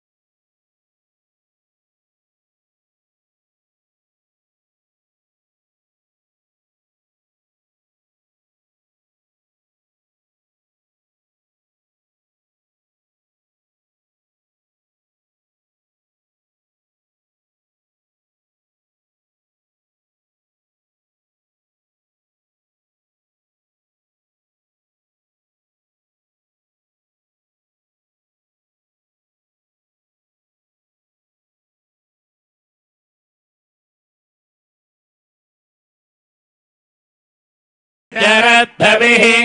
सप्तास्यादन्मरिधयः त्रिसप्ततमिधः कृताः देवायज्ञम् तन्मानाः अबद्धन् पुरुषम् पशुम् त्रैयज्ञम् बर्हिः प्रोक्षन् पुरुषम् जातमक्रतः तेन देवा अयजन्ता साध्यार्षयश्चये अस्माद्यज्ञात् सर्वहुतः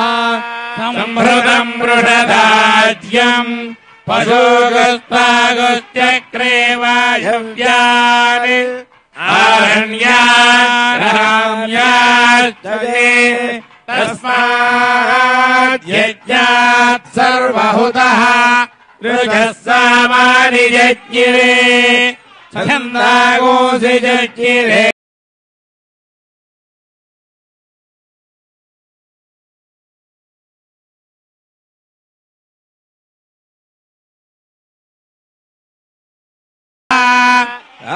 आवोहयज्ञिरे तस्माज्जाता अजावयः यत्पुरुषम् यदधुः तमिधाव्यकल्पयन् मुखम् किमस्य गो बाहु काभूरोपादामुच्यते ब्राह्मणो यमुखमासीत् बाहुराजन्यः कृतः पूरोदरस्य यद्वैश्यः पथ्यागोशोत्रो अजायत चन्द्रमा मनसो जातः चक्षुः सूर्यो अजायत मुखादिन्द्रश्च कृष्ण प्राणात्वायुरजायत